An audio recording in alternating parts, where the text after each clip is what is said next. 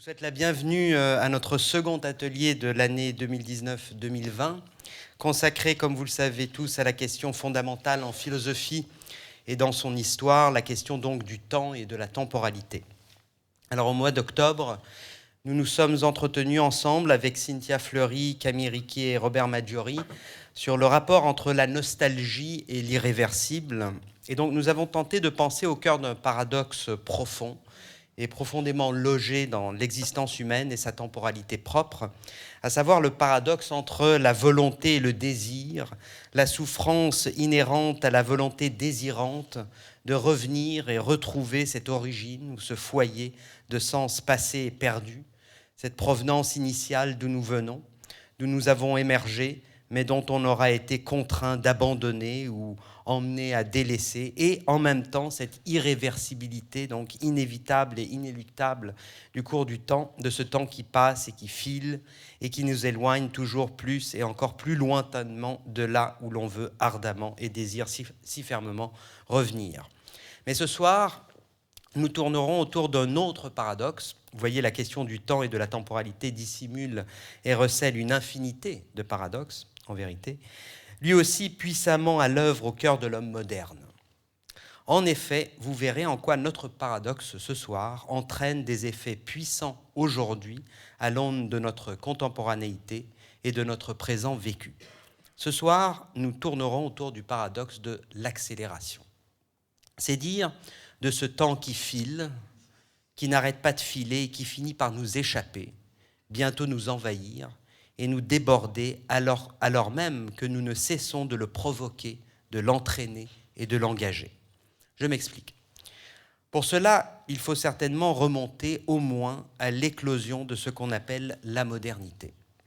Vous voyez, le projet de la modernité, celui-là même qui aura défini l'autonomie de l'homme, celui-là même qui se sera doté de la possibilité de définir les conditions de sa liberté, de sa connaissance, de sa moralité, de son jugement, exige de la rationalité humaine non seulement qu'elle décrive et explicite le monde, mais surtout qu'elle l'ordonne, ce monde, qu'elle le configure pour elle-même, pour son usage et utilisation propre. L'homme, par la raison et la réflexivité de son jugement, se dote la tâche révolutionnaire de transformer le monde en objet manipulable, par conséquent maîtrisable, maniable et malléable. L'homme, ainsi, travaille ces objets et par là même les porte à une utilisation maximale pour son propre perfectionnement, pour son avancement et son progrès historique.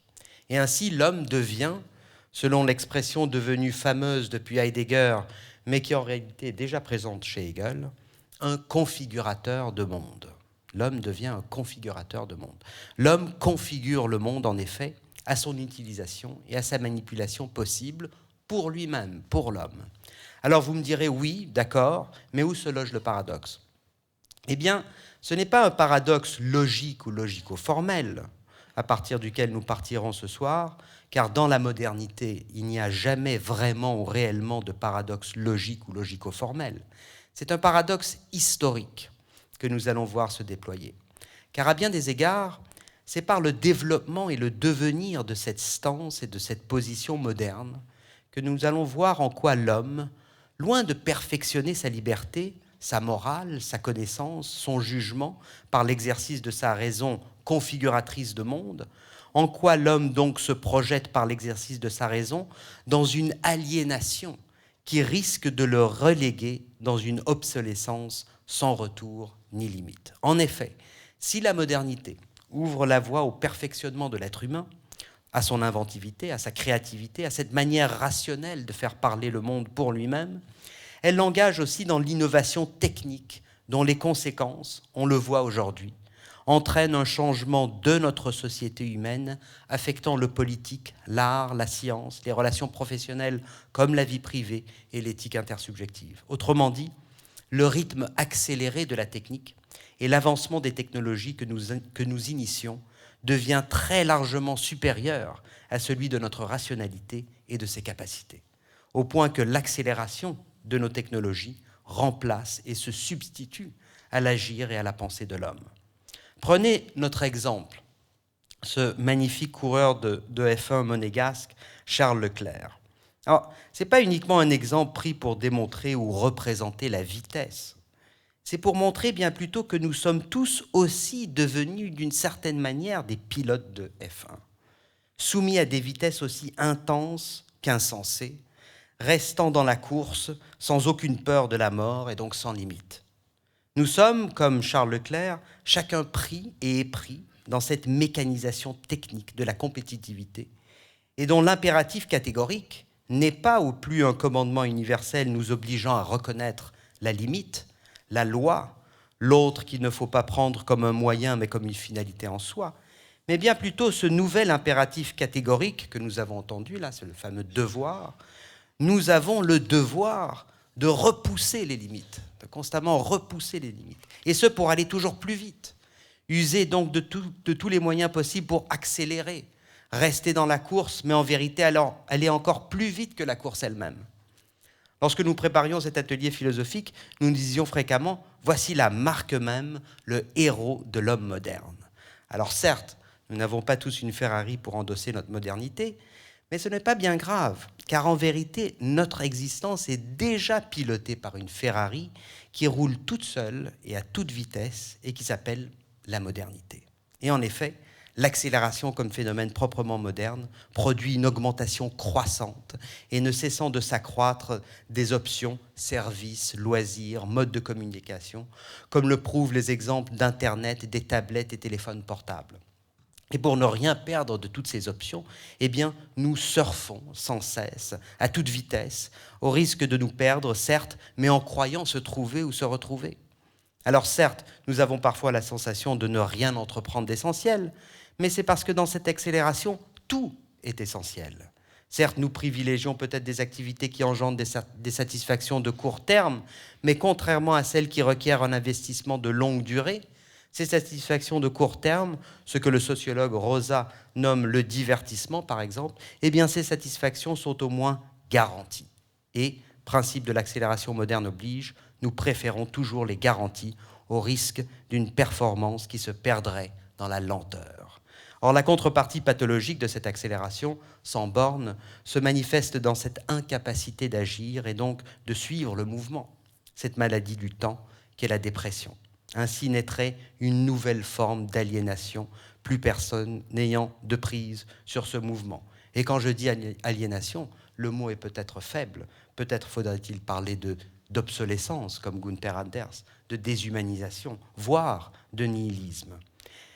Et ce mouvement aliénant, voire annihilateur de la modernité, évidemment affecte aussi les institutions, nos institutions, comme l'État, la protection sociale, la famille, qui, à l'aune de la modernité classique, au XIXe siècle, agissaient tels des vecteurs de l'accélération, c'est-à-dire tels des formes de compensation à l'accélération pour la rendre supportable. Mais à l'aune de notre contemporanéité, dès lors que ces institutions deviennent des freins au processus, eh bien, elles sont vouées à se transformer à leur tour, d'où un vaste mouvement de désinstitutionnalisation, affectant le travail, la famille, le droit, l'État et renforçant à son tour l'accélération. C'est pourquoi ce mouvement semble si difficile à contrôler dans le cadre démocratique, car la délibération démocratique, eh bien, l'exercice du politique, eh bien, prend du temps. Nous voyons poindre le résultat issu donc de cette modernité qui décidément et résolument se tourne contre elle-même, car tout porte à croire que l'accélération laissée à elle-même engendrera et conduira à des cataclysmes écologiques, nucléaires, démographiques, redoutables, et en même temps l'abandon du projet de la modernité et la reprise en main de ce dispositif semble pour le moment, en tout cas, purement utopique, sinon complètement abstrait. Vous l'aurez compris, le paradoxe qui sera le nôtre ce soir entend tourner autour de ce caractère auto-entretenu du processus d'accélération. Les bouleversements de la technique et donc de cette course vers le toujours plus de production entraîneraient des changements sociaux et sociétaux, accélérant nos existences, exigeant encore plus de rapidité technique et ouvrant contre toute attente, non à la paix et à la liberté tant rêvées par Kant, mais à la question d'un aliéné, un aliéné résolument perdu et abandonné, appelé l'homme. Où suis-je dans ce mouvement quasiment auto-entretenu et toujours s'accélérant, qui est devenu mon monde, Où suis-je et qui suis-je? Qui suis-je devenu? C'est dire cette question que nous nous sommes posés et reposés tant de fois avec Charlotte Casiraghi en préparant l'atelier de ce soir, cette question que nous sommes tous appelés à réfléchir ce soir aux rencontres philosophiques de Monaco, mais aussi demain et après-demain encore, comment aujourd'hui redéfinir l'humanisme. Alors pour penser cette question, j'ai deux amis des rencontres philosophiques de Monaco qui sont avec nous ce soir, deux philosophes, Pierre-Antoine Chardel, qui est professeur de sciences sociales et d'éthique à l'Institut Mines Telecom Business School, où il a fondé et dirigé de 2003 à 2016 l'équipe de recherche Ethos. Il est aussi chercheur invité au Media Lab de Sciences Po Paris et membre de l'Institut interdisciplinaire d'anthropologie du contemporain, qui est une unité du CNRS. Ses recherches à Pierre-Antoine portent surtout sur l'herméneutique, sur l'éthique, sur la sociologie critique, et ses recherches interrogent aussi l'évolution des processus de subjectivation et de l'agir collectif à l'ère de la rationalité technique, en particulier dans les sociétés hypermodernes, donc on est en plein dans notre sujet. Il a publié plus d'une dizaine d'ouvrages, alors je ne vais pas tous les citer, mais il a co-dirigé avec Pierre-Étienne Schmitt Phénoménologie et technique au pluriel, au Cercle herméneutique de 2008. Il a publié aux éditions du CNRS en 2013 et 2014, d'abord Zygmunt Bauman, Les illusions perdues de la modernité, puis Politique sécuritaire et surveillance numérique, et puis sous presse, encore aux éditions CNRS, De l'écrit aux écrans pour une sociologie herméneutique du temps présent. Et Jean-Pierre Dupuy, un grand ami et fidèle des rencontres philosophiques de Monaco, professeur émérite de philosophie sociale et politique à l'École polytechnique de Paris. Il est actuellement professeur de philosophie et de sciences politiques à l'université Stanford de Californie. Il est membre de l'Académie des technologies et membre honoraire du Conseil général des mines. Et il est ancien président du comité d'éthique de l'Institut français de radioprotection et de sécurité nucléaire.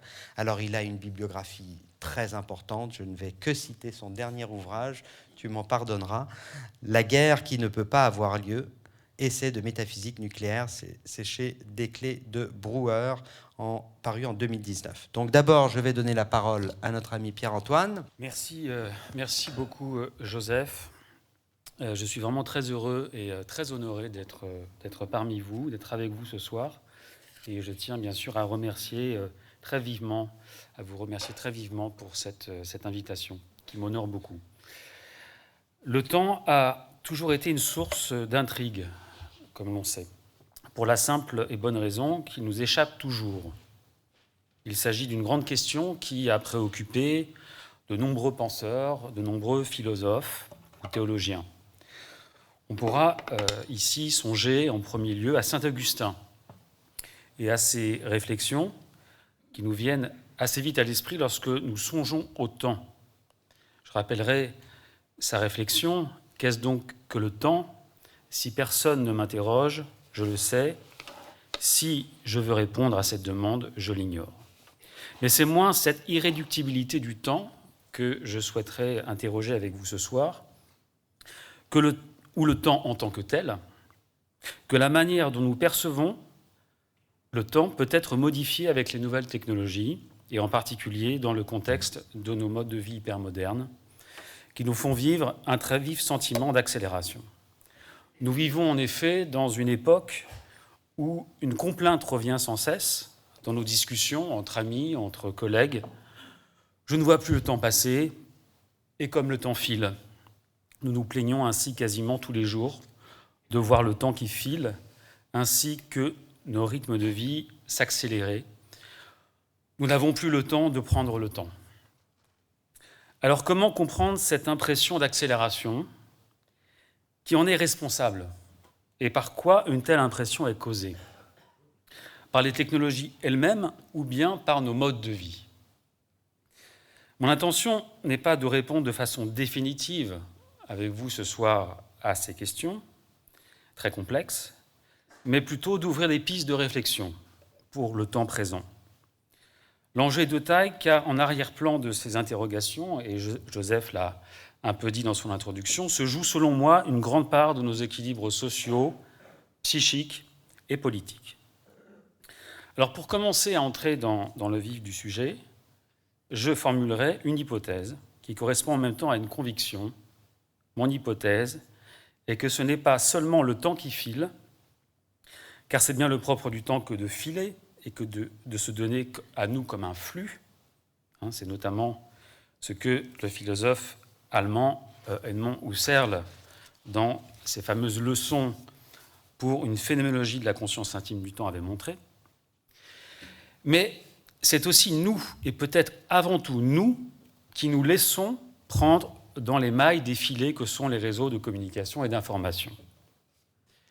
Ces moments de capture s'illustrent essentiellement par le fait que nous avons encore trop tendance, dans l'organisation de nos existences, à confondre le temps technique et le temps humain. Et je reviendrai bien sûr sur cette distinction qui m'apparaît absolument cruciale pour nos équilibres de vie sociale et subjective.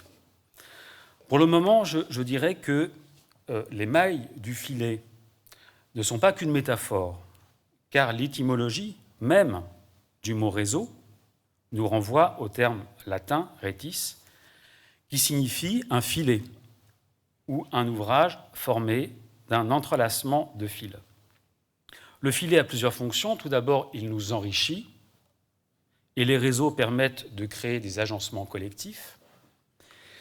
Mais le réseau est aussi, bien sûr, ce qui intrinsèquement peut nous soumettre à des logiques de capture. Si l'on pense à celles qui interviennent dans la marchandisation de nos données personnelles, ou bien celles qui produisent des captations d'attention en puisant dans notre temps de cerveau disponible. Et nos modes de vie actuels laissent penser que c'est encore beaucoup trop la part sombre des réseaux, pour ne pas dire la part maudite, qui l'emporte, et qui motive de ce fait la nécessité de produire une approche critique de nos pratiques technologiques à l'heure de l'hyperconnexion, qui devient une caractéristique forte de notre vie en société. Cela en sachant qu'il ne s'agit pas, bien sûr, de jeter l'anathème, soyons clairs ici, sur les technologies numériques dans leur ensemble, ni de s'engager dans la voie d'une quelconque technophobie, une quelconque peur de la technique, ce qui n'aurait aucun sens de nos jours. En revanche, il est important de questionner, en pratiquant une critique que je nommerais sereine et créative, la manière dont nos vies sont susceptibles d'être influencées directement ou indirectement par ce que rendent possibles les technologies, à savoir l'expérience de l'immédiateté et de l'instantanéité.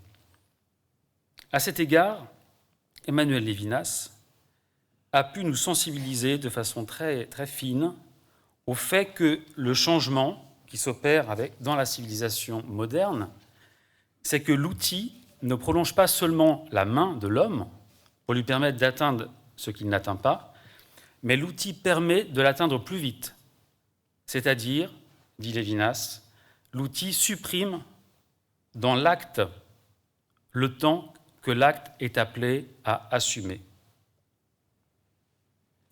Les outils modernes sont ainsi décrits, vous pouvez le lire ici, comme des machines qui littéralement font de la vitesse. Et ça rejoint très bien l'entretien qu'on vient de voir. Font de la vitesse et qui font ainsi écho à l'impatience du désir. Et Levinas a écrit cela dans un ouvrage paru en 1947. On voit comment aujourd'hui cette impatience tend à se généraliser à l'heure où les technologies numériques sont des conditions de possibilité de modes d'interaction instantanés qui bouleversent aussi bien nos vies personnelles que notre manière d'être avec les autres dans la vie sociale ou professionnelle. Or, la recherche d'une transparence communicationnelle constitue le plus souvent un facteur d'accentuation de redoutables contradictions qui vont jusqu'à instaurer des situations d'intenses malentendus, voire d'acommunication ou d'incommunication. Et d'une certaine manière, plus on télécommunique par l'écrit d'écran, moins on se parle, ce qui est très flagrant en milieu professionnel, dans certaines organisations. Or, en perdant l'habitude d'affronter la voix de l'autre, on se voit beaucoup enclin à neutraliser notre conscience d'autrui. C'est un thème cher à Günther Anders. Nous préférons nous abriter dans l'enclos d'une communication dématérialisée et instantanée au risque de perdre le sens de l'agir commun. C'est ainsi que nous pouvons avoir l'impression d'avoir interagi avec d'autres toute une journée via les télécommunications, tout en ayant la sensation d'être resté seul, en ressentant le poids de l'isolement et d'une intense perte de sens. Cette observation reflète en partie ce qui se passe, alors d'un point de vue sociologique, mon propos est plus sociologique ici, dans le monde du travail, où la diminution des échanges téléphoniques par rapport aux échanges électroniques devient de plus en plus flagrante. Les entretiens que j'ai pu mener à ce sujet révèlent qu'en milieu professionnel, de plus en plus de cadres reconnaissent privilégier l'email à l'appel téléphonique. Plus immédiat, moins contraignant, les échanges par écran interposé tendent cependant à introduire plus d'impersonnalité. Et nombre de cadres sont ainsi immergés dans des flux d'informations à traiter quotidiennement, au détriment précisément du temps de la réflexion. On passe dès lors de plus en plus sa journée, comme me l'a dit un jour une cadre supérieure, à dépiler des emails, avec l'impression de voir s'accentuer un appauvrissement des tâches qui sont à effectuer. Et un régime très anxiogène s'instaure au quotidien, en se répercutant sur la perception que les subjectivités au travail ont du temps. C'est dans ce cas que des critères technologiques l'emportent sur l'humain. Et je tiens vraiment à insister sur la façon dont les technologies deviennent en tant que telles un critère. Pascal Chabot dit très bien cela.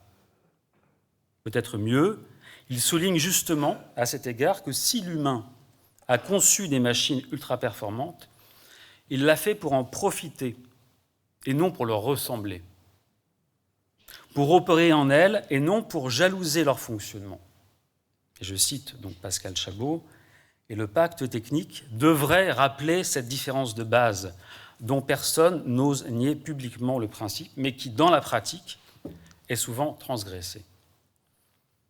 Ces remarques sont d'autant plus vraies à l'heure où une tentation dans nos sociétés hypermodernes revient à confondre le temps technique et la temporalité humaine. Or, il est essentiel de s'armer vis-à-vis d'une telle confusion. Dans une époque où nous sommes submergés par des flux d'informations et de communication, il importe en effet de trouver un équilibre, un bon équilibre, entre le temps permis par la technologie, à savoir l'instantanéité, comme je le disais tout à l'heure, et le rythme humain de l'assimilation de la signification d'un message. Je pensais à Nietzsche qui parlait à ce propos, dans un autre contexte bien sûr, de l'importance de la rumination dans l'appropriation d'une connaissance ou d'un savoir.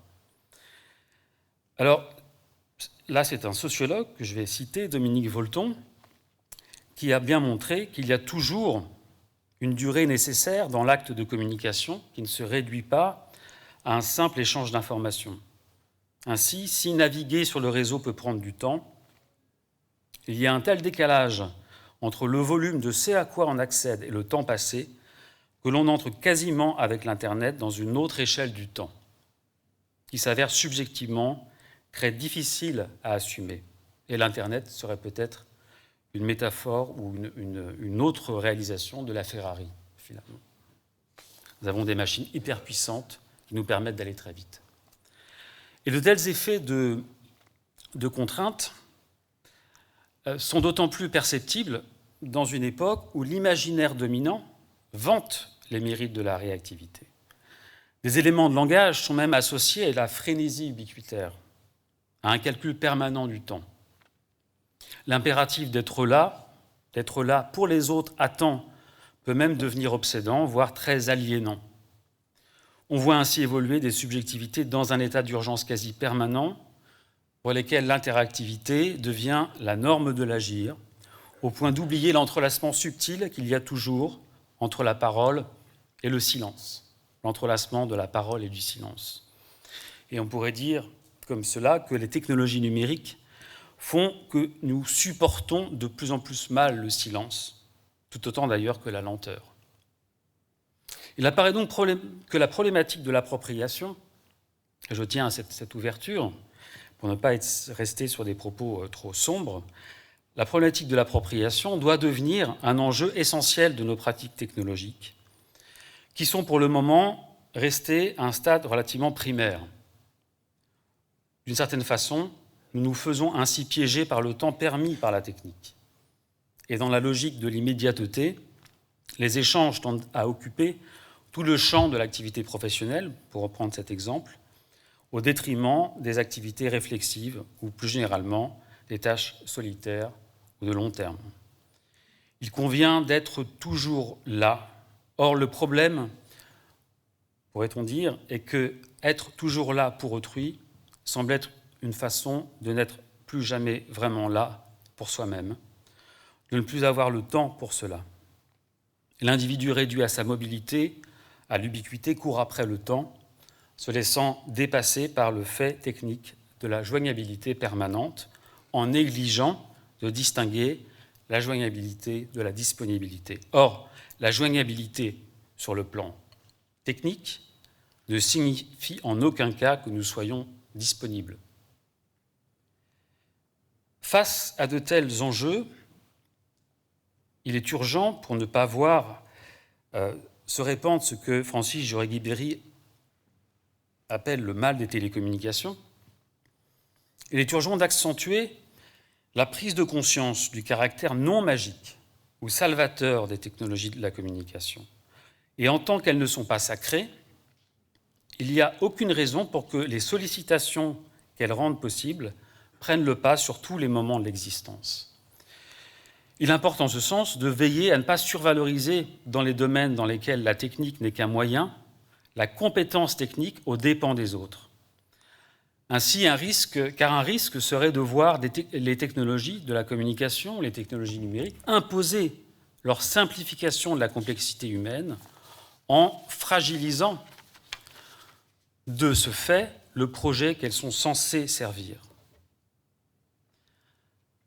Et c'est ce qui se produit non seulement lorsque l'on conduit des politiques de développement des technologies de l'information et de la communication pour elles-mêmes, mais également lorsque l'on confie aux technologies la résolution des problèmes sur le plan social ou sur le plan politique, en termes de sécurité aussi, on pourrait aller sur ce terrain, en créant de ce fait les conditions d'un certain idéalisme technologique. Dans la description que nous venons de proposer, que je viens de proposer de la façon dont les subjectivités peuvent se laisser accaparer et en fin de compte déposséder par la tyrannie de l'instantanéité, il est important de comprendre que l'accélération rendue possible par les technologies n'est pas seule en cause. Et je tiens vraiment à distinguer cela. Pourquoi ? Parce que toute une économie des affects s'impose à nous dans ce mode de gestion du temps, dans une société qui devient de plus en plus malade de gestion. Une économie des affects s'organise en effet, c'est-à-dire une organisation de nos sensibilités, un contrôle de nos affects, s'organise en effet autour de la valorisation de ce qui ne dure pas. Les individus étant constamment incités à préférer le changement à la constance, l'évanescence à la pérennité. C'est notamment ce que le sociologue anglo-polonais Zygmunt Bauman avait justement décrit en parlant de la tendance de nos sociétés à devenir liquides. Par cette expression, il s'agissait de décrire l'évolution d'un monde où nos positions, nos décisions, nos responsabilités sont perpétuellement susceptibles d'être dévaluées au profit, précisément, du changement et de la nouveauté. Ce qui n'est pas, bien sûr, sans avoir des incidences politiques majeures, on pourrait dire politiques et démocratiques. Bauman expose ainsi le fait que de plus en plus, moins les programmes des responsables politiques sont complexes, et plus ils ont la chance d'être réellement porteurs du point de vue électoral. Or, notre époque est celle de la restauration rapide, mais aussi des penseurs rapides et des parleurs rapides, sauf peut-être aux rencontres philosophiques de Monaco. Et ce que nous attendons désormais des politiques, ce sont des réponses immédiates à des questions qui concernent la quotidienneté de nos existences. La complexité et les subtilités des programmes politiques semblant ne plus avoir leur place dans une époque où tout doit s'obtenir très vite. C'est ce que remarquait justement donc Zygmunt Bauman. Abraham Lincoln pouvait tenir son auditoire captivé durant les 4 heures de ses discours électoraux. Ses successeurs ne survivront pas à la campagne électorale, à moins d'exceller dans l'art des petites phrases. L'enjeu est ici de mettre en évidence le fait que notre impatience tend à nuire à la profondeur des débats et que l'accélération permise par nos machines informationnelles devient un critère susceptible d'altérer la qualité de la vie politique elle-même. Nous vivons une époque où la réactivité est encore souvent confondue avec l'efficacité, alors même que les anciens nous enseignaient qu'une action vertueuse a toujours pour condition de possibilité une capacité de discernement. C'est au fond cela l'acte critique, de discernement critique. Une capacité d'éprouver aussi, cela veut dire aussi une capacité d'éprouver une certaine lenteur dans la prise de décision, en amont de la prise de décision.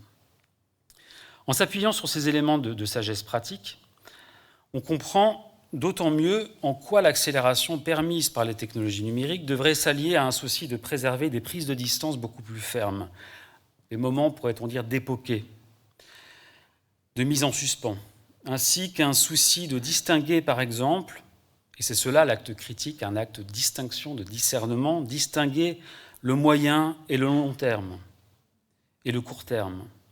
Or, c'est aujourd'hui le contraire qui se passe. Nous vivons dans un temps qui voit les temporalités se confondre. On observe globalement une incapacité à gérer les différentes formes de temporalité. Une confusion fait loi, c'est elle qui assimile tout à de l'urgent. Mais cette accélération rendue possible par les technologies n'est bien sûr pas la seule cause. Comme je l'ai dit, une économie des affects s'organise de nos jours autour de la valorisation de l'immédiateté. Et la capacité à gérer au mieux son temps, c'est-à-dire, selon une conception encore dominante, gérer son temps, c'est répondre plus vite, c'est être réactif. C'est cette gestion du temps qui s'affirme comme une norme sociale, comme même, pourrait-on dire, comme un facteur de reconnaissance, au risque de soumettre les individus à des modes de domination qui ne disent pas leur nom.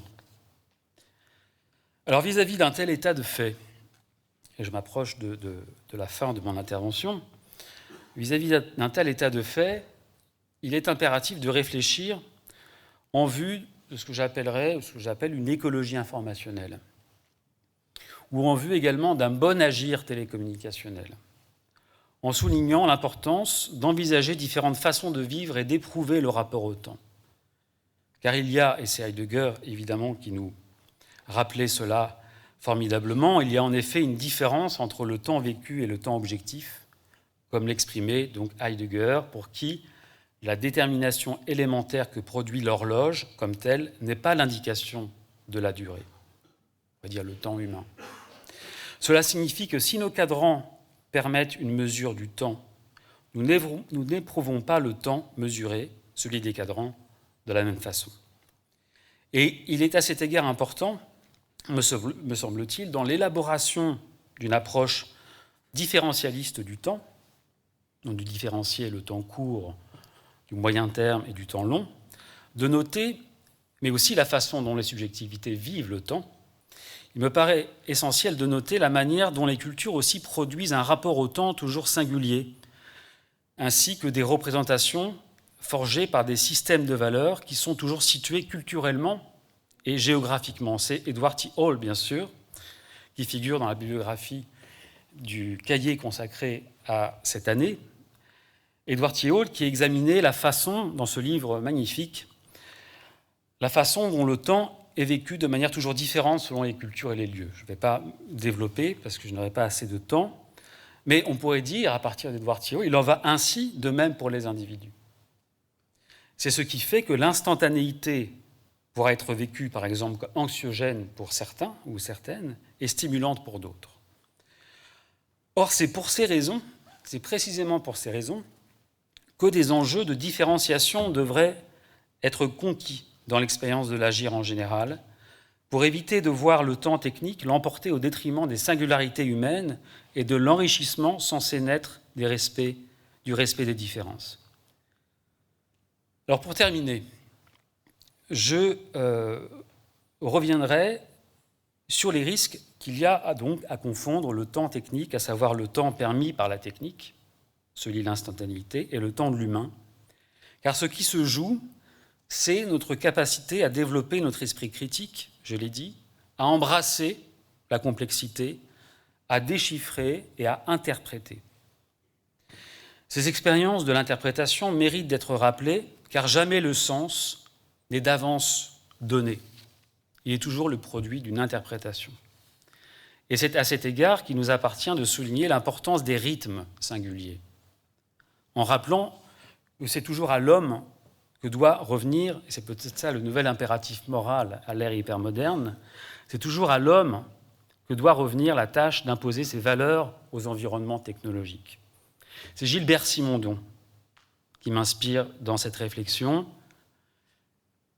qui a justement décrit un tel défi en soulignant, dans ce passage très beau passage du mode d'existence des objets techniques, loin d'être le surveillant d'une troupe d'esclaves, l'homme est l'organisateur permanent d'une société des objets techniques qui ont besoin de lui, comme les musiciens ont besoin du chef d'orchestre.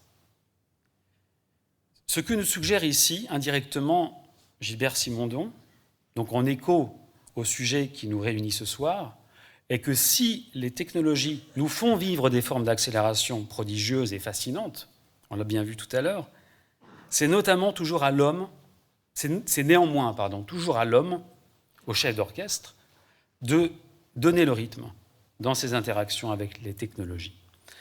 C'est en fonction de ces exigences, par exemple, que l'on observe sociologiquement des tendances en faveur de la déconnexion au sein du monde des organisations, entre autres. L'enjeu est ici de libérer les capacités d'agir des individus en leur reconnaissant le droit de négocier leur rapport au temps technique, en limitant ainsi le risque de tomber dans les pièges de ce que j'appelle l'idéalisme technologique, qui tend profondément à biaiser notre rapport aux autres autant qu'à nous-mêmes. Sur un autre plan, pour ouvrir une autre piste, un autre horizon, sur un autre plan, celui de la création et des arts, un grand nombre d'artistes se concentrent aujourd'hui sur l'importance de la décélération ou d'un rapport plus pluriel au temps. Cette décélération devient comme une force de création à part entière. Et la problématique du temps est omniprésente chez toute une génération d'artistes qui se penchent sur la question de savoir comment produire de la singularité en dépit de l'accélération que nous connaissons dans les modes de production, de diffusion et de distribution des informations. Je pense ici aux travaux de Pierre Huyghe et son association des temps libérés, ou ceux de Philippe Parreno, qui sont tout à fait révélateurs à cet égard, en tant qu'ils mettent en question, je fais une capture d'écran pour vous donner un petit peu l'esprit du travail de l'œuvre de Philippe Parreno. Ces œuvres tentent à mettre en question l'imposition d'un même temps. Donc on a ici une expérience de valorisation d'un temps différencié, d'un temps plus hétérogène. Et ce qui est intéressant, c'est l'implication éthique et politique de ces artistes. Très distinctement, dans ces nouveaux agencements hétérogènes de création, les technologies ne sont plus simplement des outils de contrôle social, si on devait résumer les choses ainsi, c'est-à-dire comme un contrôle des outils qui favorisent le contrôle des désirs et des imaginaires, mais les technologies ici, et c'est bien ce renversement, on pourrait dire pharmacologique, qui est tout à fait intéressant, les technologies agissent comme des instruments libérateurs, en ce qu'ils réintroduisent des écarts et des formes hétérogènes de rapport au temps. Or, c'est dans ces voies ouvertes par la pratique des arts, ou plus simplement par l'exercice finalement de notre jugement critique, que l'accélération peut faire l'objet d'un questionnement dont nous avons besoin pour éviter de nous laisser prendre dans les filets qui nous sont tendus par nos réseaux de communication et d'information. L'enjeu est de taille, car c'est dans la valorisation d'une approche différentialiste du temps que nous pourrons, me semble-t-il, davantage faire face aux complexités du monde actuel. Voilà, je terminerai là en vous donnant juste quelques références qui font directement ou indirectement écho à ce que je viens de dire. Et je vous remercie beaucoup de votre attention. Merci Pierre-Antoine pour cet exposé très riche. Je passe sans transition du tout à Jean-Pierre Dupuy, notre deuxième intervenant. Bien sûr, je remercie énormément, et ce n'est pas la première fois, les organisateurs des rencontres philosophiques de Monaco pour m'avoir invité une fois de plus. Et je suis heureux aussi d'avoir comme collègue ce soir Pierre-Antoine. La citation de Saint-Augustin, qui est très connue évidemment, qu'est-ce qu'elle veut dire exactement? Elle veut dire que chaque fois que nous pensons au temps, explicitement, nous tombons à côté. Nous ne disons jamais ce qu'est vraiment le temps, et c'est peut-être impossible. Moi, si vous m'interrogez là-dessus, je serais comme aussi bien Einstein que Spinoza, et je dirais que le temps est une pure illusion. Bon, enfin, je ne veux pas développer ce point. Et donc, on utilise des métaphores. Exemple, l'accélération, qui est dans le titre. On dit le temps accélère. Et bien sûr que le temps n'accélère pas, pour la bonne raison qu'une accélération, c'est une vitesse de vitesse, c'est la manière dont une vitesse varie. Mais comment est-ce qu'on apprécie une vitesse? Par rapport au temps. C'est une évolution des choses par rapport au temps. Alors le temps ne peut pas être accéléré, puisque ça veut dire qu'il accélère par rapport à lui-même, ce qui ne veut strictement rien dire. Mais c'est une métaphore, et qui nous parle. Étienne Klein, le physicien bien connu, parce que dans le talent de vulgarisation des théories scientifiques les plus avancées, est absolument remarquable, organise à Cerisy, au Centre culturel international de Cerisy-la-Salle, en Normandie, en septembre, un colloque sur le temps. Bon, voilà. Et il m'a invité, mais beaucoup d'autres orateurs aussi, et il a demandé à chacun d'entre nous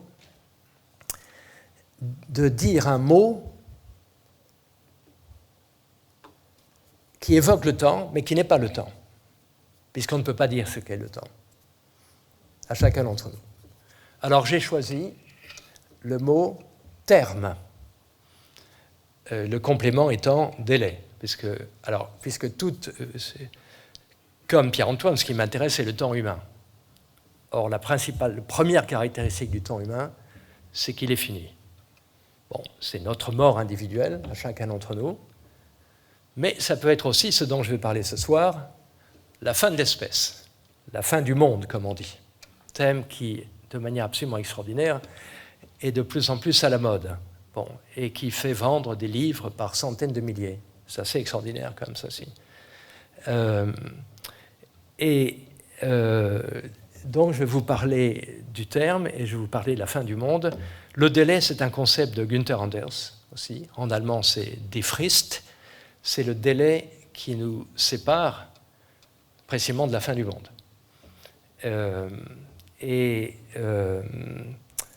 Quelqu'un qui a été très influencé par Günther Anders dans les années 30, c'était notre Jean-Paul Sartre national. Nous sommes en sursis, disait Günther Anders, en allemand, et on sait bien que le concept de sursis est très important chez Sartre. Enfin bon, je dis ça entre parenthèses. Donc je vais vous parler de la fin du monde en critiquant ce mouvement qui vient de naître, mais qui a un succès fou en France, essentiellement en France d'ailleurs, je dois dire, et ces gens qui s'appellent collapsologues. Je les critique assez sévèrement, ce qui pose un problème car ces gens m'ont pris pour modèle. Donc, mais ils m'ont pris comme modèle, malgré moi, vraiment, puisqu'ils déforment complètement mes propos. C'est certainement de ma faute. C'est d'autant plus certainement de ma faute qu'il y a un autre groupe de gens, à l'opposé du spectre, des gens qui sont les anticatastrophistes, je n'ai pas besoin de citer de nom, je les appelle des optimistes BA, qui me citent aussi, mais pour me critiquer cela, parce qu'ils me voient comme un catastrophiste. Bon, alors donc je suis coincé entre les optimistes BA qui Bon, circuler, il n'y a rien à voir. Et les collapsologues, et dont je me passerai bien de l'admiration. Bon, voilà. Alors, je vais donc vous parler de cela. Je ne veux pas vous prendre à témoin ou même vous demander de participer à cette querelle entre les collapsologues et moi. Bon, ce serait évidemment complètement indécent, mais c'est parce que je pense que ces gens pensent faux, et qui pensent faux conceptuellement, et que ça pose des problèmes vraiment philosophiques. Donc on est au-delà d'une querelle de personnes, etc. Bon. Mais évidemment, vous n'êtes pas obligé d'accepter ce que je vais dire. Comme j'ai très peu de temps, comme mon camarade bien sûr, il y a certains slides, comme on dit en français, que je vais sauter. Hein. Vous m'excuserez pour cela. Voilà. Et en particulier une belle citation de Günther Anders que je n'ai pas le temps de commenter. Alors, voici 2 livres qui se vendent. Je suis membre du comité du Seuil, donc je connais les chiffres de vente. Bon.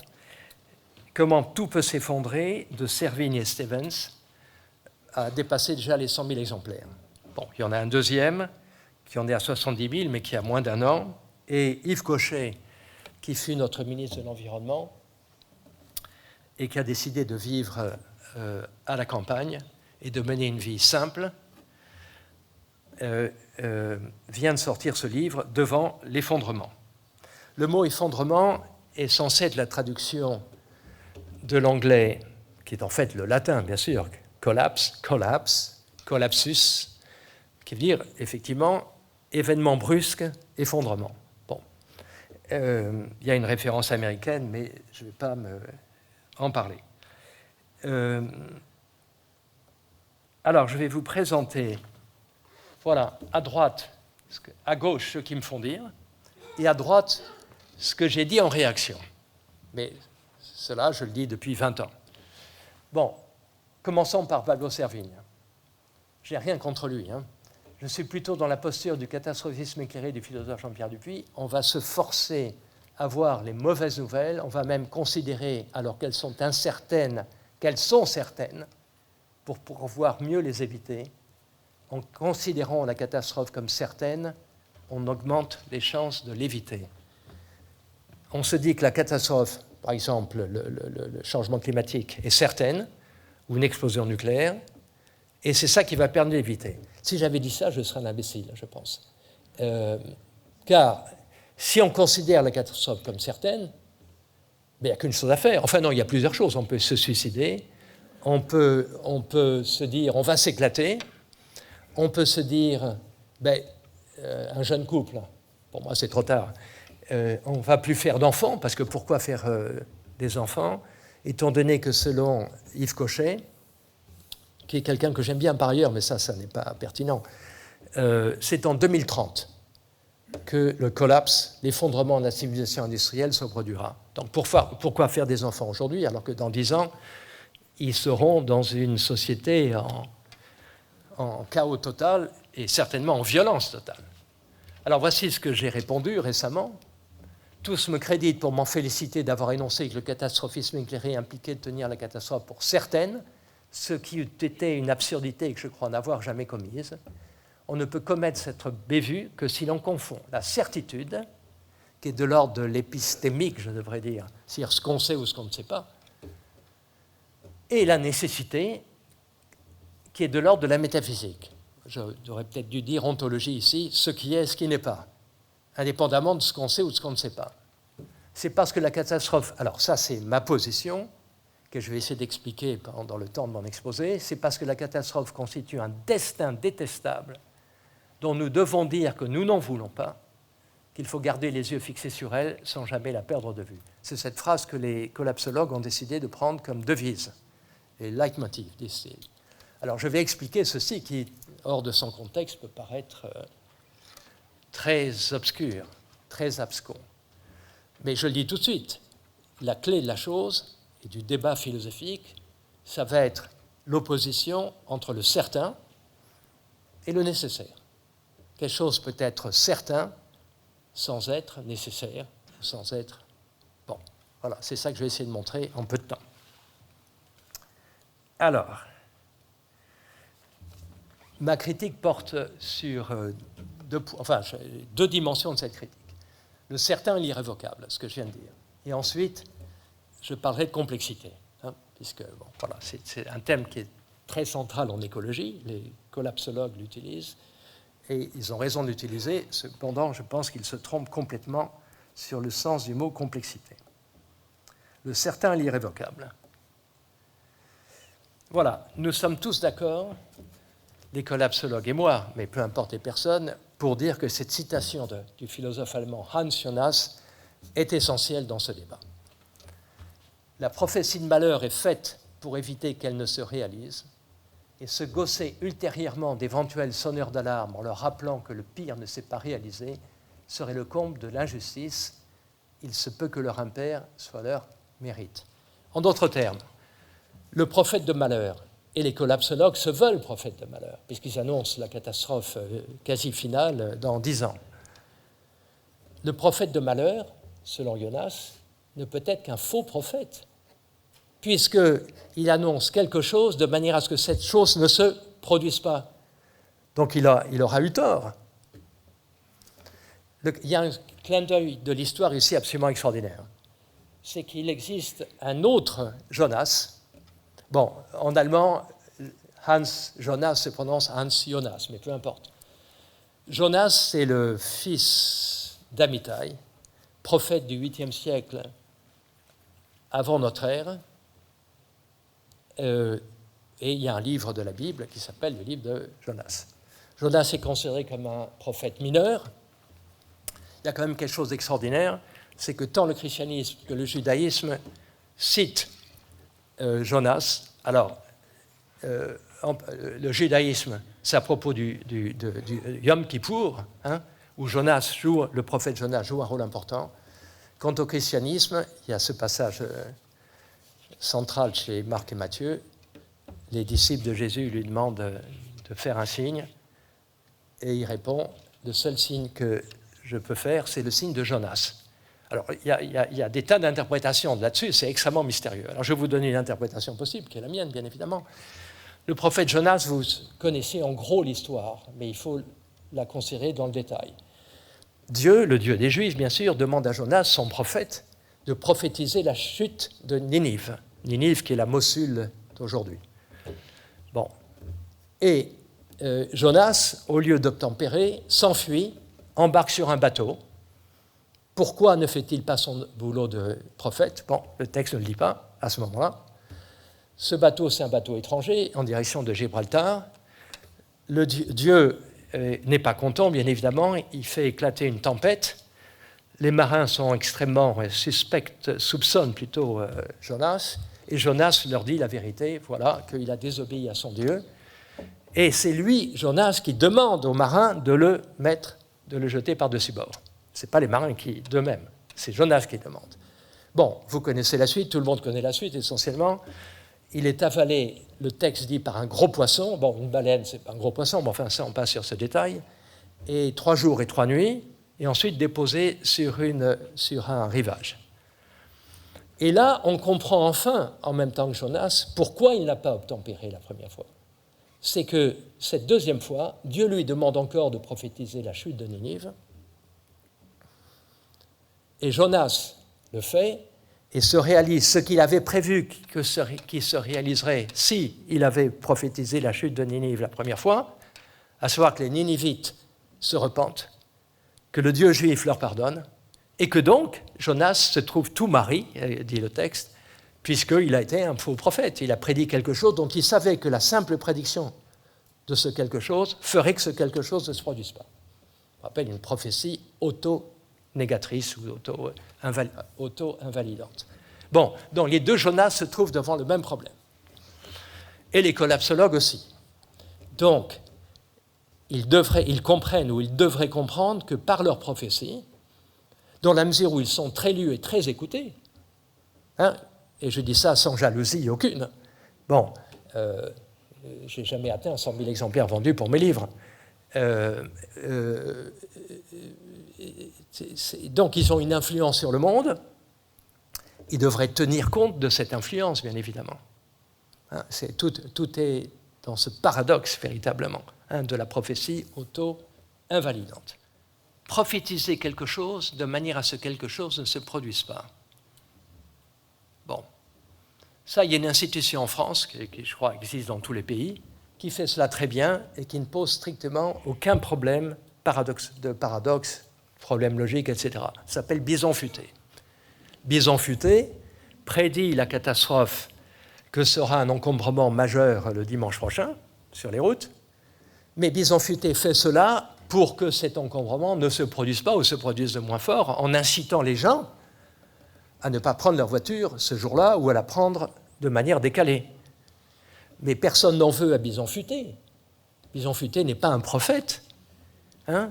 Bison futé prédit l'avenir qui se réaliserait si jamais l'information qu'il donne n'était pas prise en compte par les automobilistes. Vous voyez qu'il n'y a strictement aucun paradoxe logique ici dans cette boucle temporelle. Mais ce n'est pas ainsi que Jonas et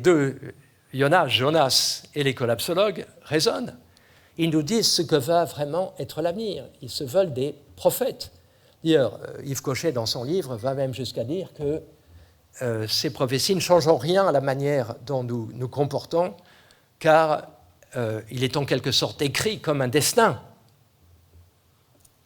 que la catastrophe va se produire en 2030. De là une contradiction, une impasse que les collapsologues n'ont ni vu ni su résoudre, ce qui explique, selon moi, leur errement. Bon, alors comment est-ce que je m'en suis sorti par rapport à cela? Il y a deux écueils ici. Il y a, d'une part, les pessimistes, catastrophistes, qui disent que la catastrophe est certaine, en me citant, mais là ils se méprennent. Donc ils contribuent à la rendre telle, ils participent de la panique qui s'installe en ce moment.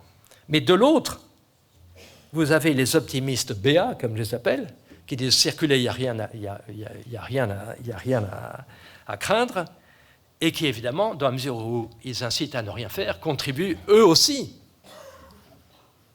à la catastrophe. Bon.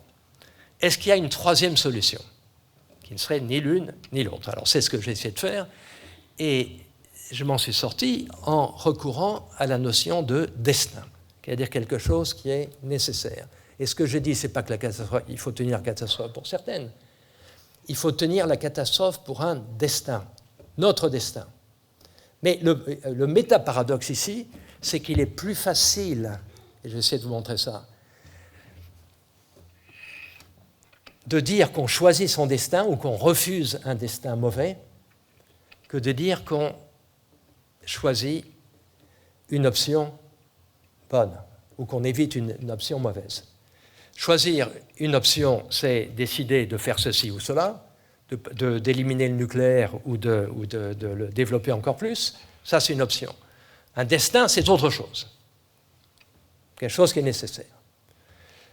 Il y a derrière tout ça une idée qui est choisir son destin. Alors les philosophes présents dans la salle savent que c'est quelque chose que je n'invente pas, qu'on trouve chez des très grands philosophes, Heidegger, Bergson, Sartre, qu'il faut citer ici. Et la preuve que ça ne nous gêne pas, c'est que, voilà, je vais citer deux hommes politiques, Sarkozy qui, lorsqu'il était président en novembre 2010, c'était une cérémonie en hommage à De Gaulle, dit à propos de De Gaulle, il avait toujours su qu'à craindre de se projeter en avant pour choisir son destin, on finit toujours par se le faire imposer par d'autres. Bon, se projeter en avant pour choisir son destin. C'est une citation d'un chapitre de L'être et le néant de Sartre. Bon, mais Sarkozy ne savait certainement pas que le nègre qui lui a écrit son discours, c'était Sartre. Mais la chose importante ici, c'est que choisir son destin. Les gens qui lisent ça ne sont pas choqués. Ils ne sont pas choqués. Peut-être parce qu'ils ne s'interrogent même pas sur le sens des mots, tout simplement. Mais si on vise de l'autre côté, vous avez le livre de François Hollande, quand il était candidat, qui s'appelait « Changer de destin ». Ce sont des expressions qui ont en fait un très fort contenu, mais que nous laissons passer comme ça, que nous acceptons parce que nous ne réfléchissons pas, tout simplement.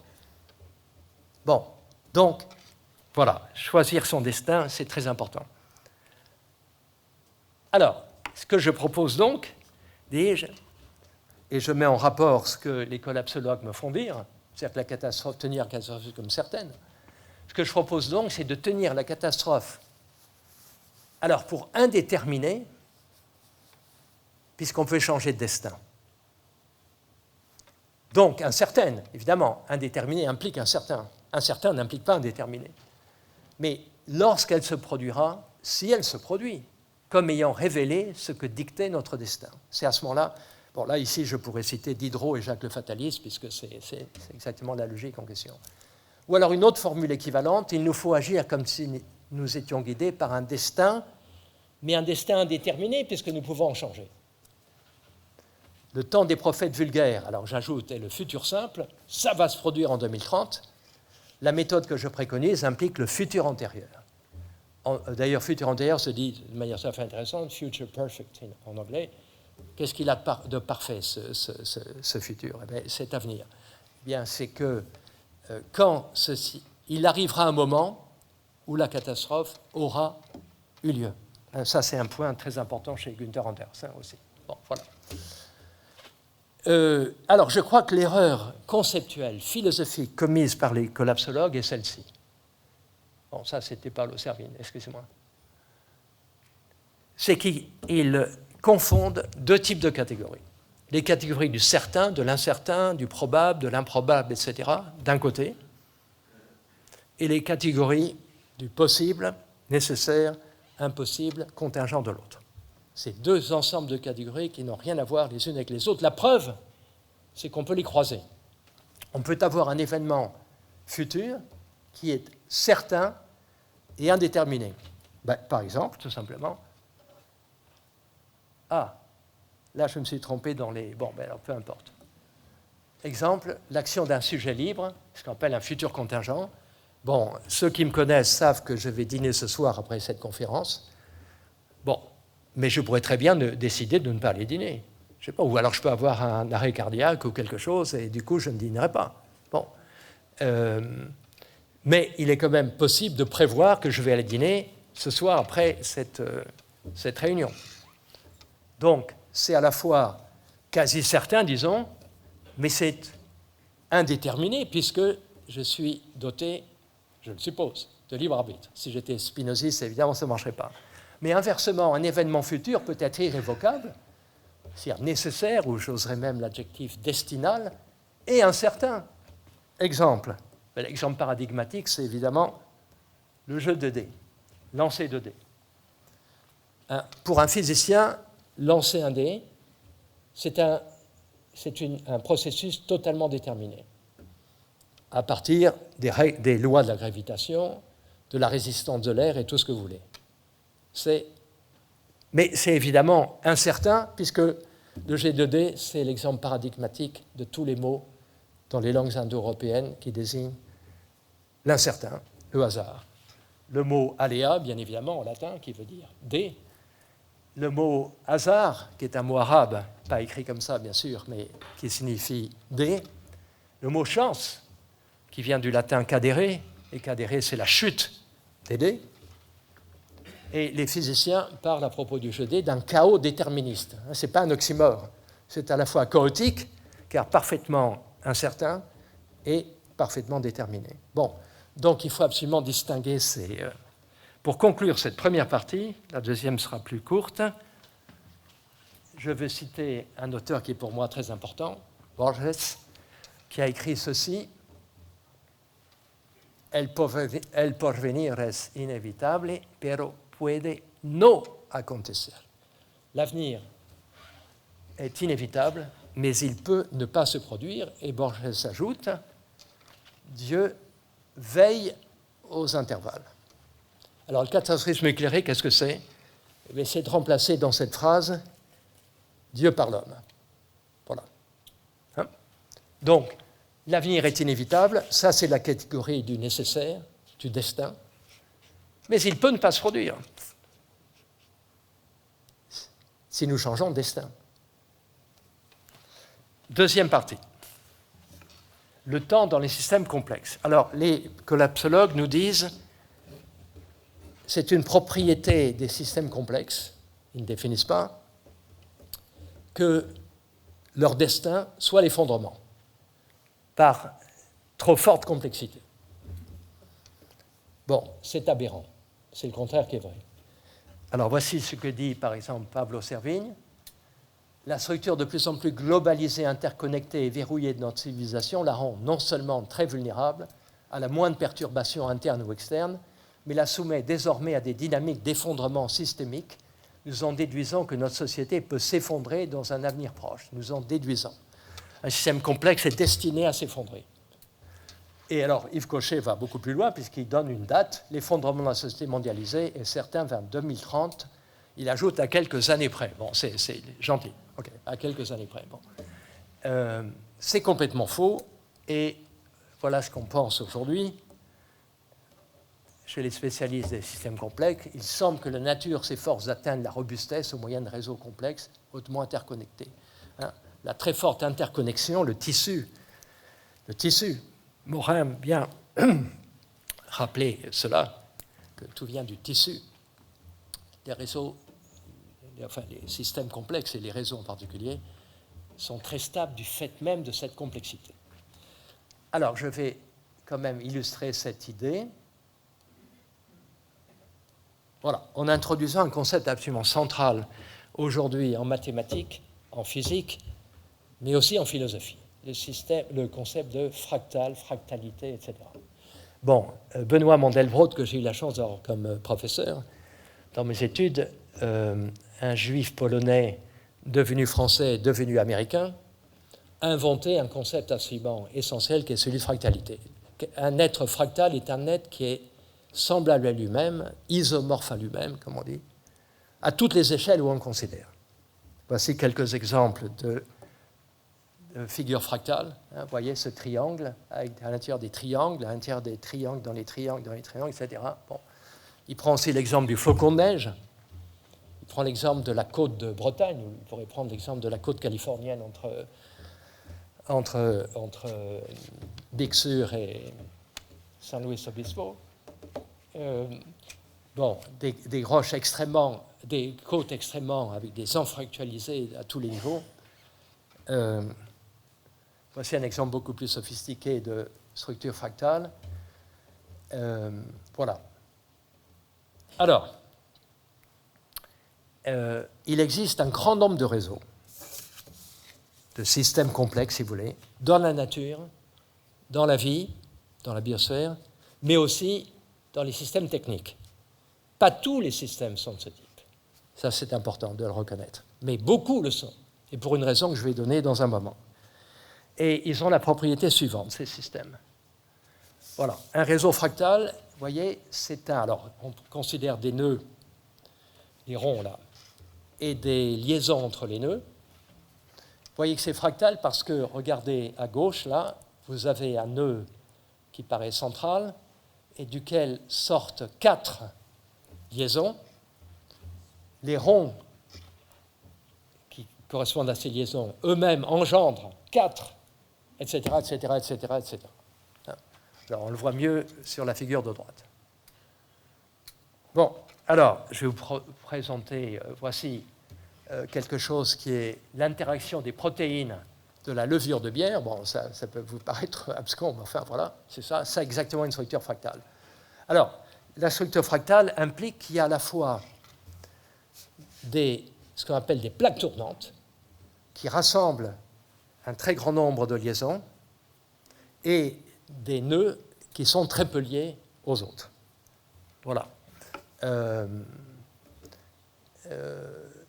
Alors, parmi les systèmes qui ont cette physionomie, alors j'en cite quelques-uns, la plupart des écosystèmes, dont les réseaux trophiques, ça veut dire qui mange qui, trophique, qui mange qui, le système nerveux,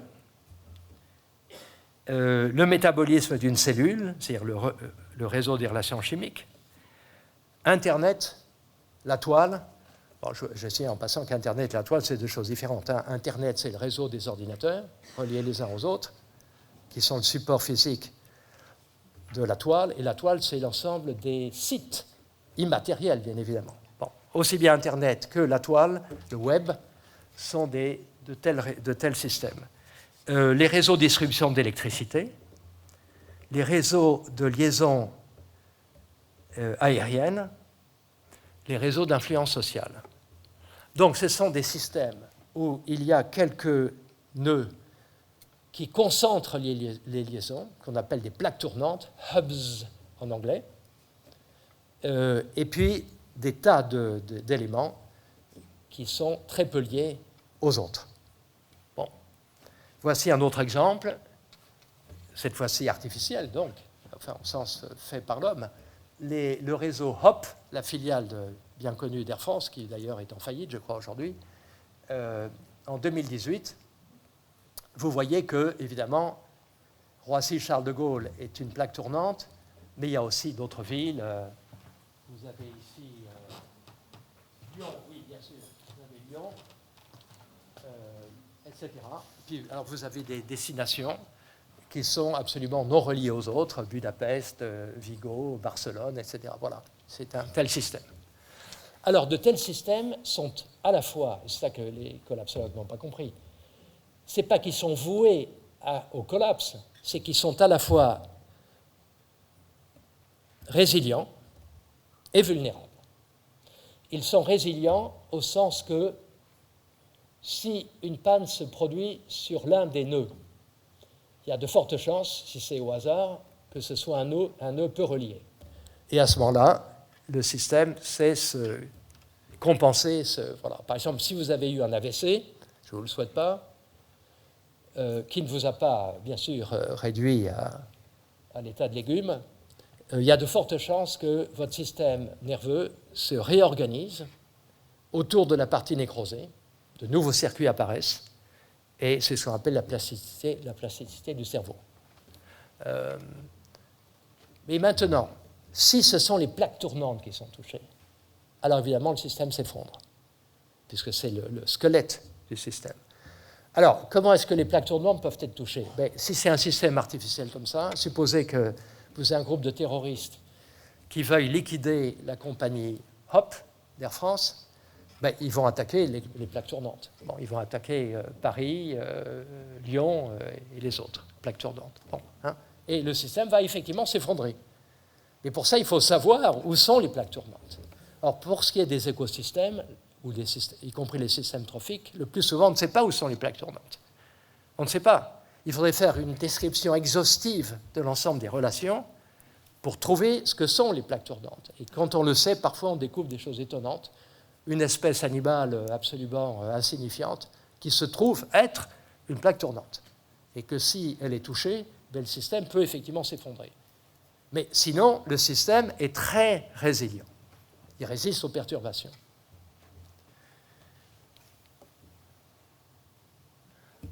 Bon, deuxième critique, et là je termine, c'est que les collapsologues non seulement prédisent l'effondrement, mais ils pensent qu'on peut anticiper, au sens plus ou moins déterminer la date de l'effondrement.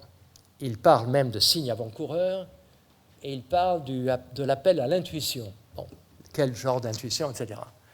Or, je vais vous donner un argument qui se réfère également à la notion de fractalité et qui montre que ces systèmes, il est impossible d'anticiper le moment où ils vont s'effondrer, s'ils doivent s'effondrer. Et en ayant également... Alors, voici. Non. Alors, je ne vais pas le montrer tout de suite. Excusez-moi. Bon, j'étais trop rapide, là. Je vous pose la question suivante. Chaque année, vous avez un anniversaire. Vous avez un an de plus. Bon, enfin, vous vieillissez tout au long de votre vie, bien évidemment. Mais enfin, symboliquement, ça marque la scansion du temps. Bon. Est-ce que, quand vous avez un an de plus, vous vous rapprochez ou non du moment de votre mort? Bon, voilà une question absolument diabolique. Bon, si le moment de votre mort était quelque chose de prédéterminé, Ben, il semblerait que oui, évidemment. Vous avez une destination là, dans l'espace, c'est évident. Mais là, nous ne parlons pas de l'espace, mais du temps. Il y a une différence essentielle entre le temps et l'espace. S'il y a un point là qui est là, si je m'en approche, ben, je m'en approche. Dans le cas du temps, c'est complètement différent. Alors, je vais prendre un exemple. Regardez ce petit garçon brésilien. Il avait 8 ans lorsque cette photo a été prise. Eh bien, au Brésil, les tables de mortalité vous montrent qu'un enfant entre 0 et 10 ans voit le nombre d'années qui lui reste à vivre croître à mesure qu'il vieillit. Il avance, et le temps qui lui reste à vivre croît en même temps qu'il avance. C'est l'étape de mortalité qui montre cela. Alors, on peut l'expliquer, bien évidemment. C'est un pays à fort taux de mortalité infantile. Donc, un enfant qui passe les 2 ou 3 premières années de sa vie, c'est le signe qu'il a une constitution solide et que donc il vivra plus longtemps. Le nombre d'années qui lui reste à vivre, je dis bien, croît. Et c'est mon petit-fils, ma fille. Et voilà. Ce temps-là, on peut dire qu'il est fractal, car le temps est fractal ici. C'est-à-dire, plus vous avancez en âge, plus le temps qui vous reste à vivre croît proportionnellement. Hein? Vous voyez, c'est un exemple de fractalité, c'est-à-dire, quel que soit l'endroit où vous coupez, votre âge, eh bien, vous avez la même allure. Hein? Vous ne vous rapprochez pas d'un point préexistant. Le point s'éloigne à mesure que vous avancez et s'éloigne plus vite. C'est proportionnel. OK. Ça, c'est pour l'âge. Prenons un autre exemple, qui est, et c'est là-dessus que Mandelbrot a commencé ses études d'ailleurs, au tout début, la spéculation financière. Bon, les spéculateurs savent que la bulle sur laquelle ils naviguent, en quelque sorte, éclatera un jour. C'est nécessaire. Mais ils ne savent pas quand elle va éclater. Et ce que Mandelbrot a monté à la fois empiriquement et théoriquement, c'est que plus le temps passe sans que la bulle éclate, plus les spéculateurs ont des raisons objectives, non pas subjectives, ici on ne parle pas du temps subjectif, plus les spéculateurs ont des raisons objectives de croire que la bulle éclatera dans un temps encore plus éloigné. Plus le temps avance sans que la bulle éclate, plus ils sont optimistes. Mais la veille du jour où la bulle va éclater, c'est là qu'ils sont le plus optimistes, et c'est là que l'effondrement se produit, bien évidemment. C'est donc au moment où ils sont le plus optimistes que l'effondrement se produit. Donc il est évident qu'on a une surprise totale, absolue. J'ai oublié de dire d'ailleurs qu'il n'y a pas qu'au Brésil et chez les enfants que vous avez ce phénomène de fractalité. Prenez dans notre société quelqu'un qui a certains types de cancers, ou un infarctus du myocarde, ou un AVC. Bon, il survit. Plus le temps de survie est fort, plus l'espérance qui reste du nombre d'années qui reste encore à vivre croît. Alors évidemment, ça ne peut pas aller jusqu'au bout, puisque au terme, évidemment, on va tous y passer, bien sûr. Mais vous avez ce phénomène local de fractalité. Donc, quand l'effondrement se produit, ben vous êtes complètement surpris. Mais si vous connaissez cette théorie, celle que j'expose, vous ne devriez pas être surpris d'être surpris. Vous ne devriez pas être surpris d'être surpris. Vous devez savoir cela, que plus vous êtes optimiste, plus vous avez des raisons objectives de penser que l'effondrement sera peut-être demain. Alors, l'exemple le plus extraordinaire de ça, alors, excusez-moi pour cette photo, enfin ça c'est de très jolies photos, mais celle que je vais présenter ici n'est pas très jolie. D'abord, il y a un côté antisémite qui est certainement clair. Bon, c'est le cas de Bernard Madoff. On dit en anglais Madoff, ce qui est extraordinaire. Enfin, bon, Madoff, ça veut dire qu'il est parti, il a fui avec la tirelire. Hein. Bon, ben, ça c'est lacanien. Hein. Donc, Madoff, qui a mis sur pied ce système dit de pyramide de Ponzi. Bon, c'est-à-dire qu'il finançait les dividendes qu'il versait à ses clients antérieurs avec l'apport des nouveaux arrivants. Bon, et la pyramide s'élargissait. Plus il y avait de monde déjà inscrit, profitant du système, profitant entre guillemets du système, plus il lui était facile de trouver de nouveaux clients. Mais, depuis qu'il est en prison pour 350 ans, je crois, il a été interviewé des tas de fois, et donc il s'est très bien exprimé sur le sujet. Plus le temps passait sans qu'il soit pris, plus il était malheureux, parce qu'il se disait que c'était certes de plus en plus facile de trouver de nouveaux clients, mais arriverait un moment de l'effondrement. Et plus ça tardait, plus l'effondrement serait brutal. Et c'est bien ce qui s'est passé. Alors il a décrit son état comme étant déchiré entre, on pourrait dire, l'espoir et la désespérance. Bon, donc sur ce point également, les collapsologues ont tort. Lorsqu'on a affaire à des phénomènes de fractalité de ce genre, l'effondrement est une surprise, et le plus souvent une très mauvaise surprise. Voilà, j'ai terminé ma critique des collapsologues pour ce soir en tout cas. Merci.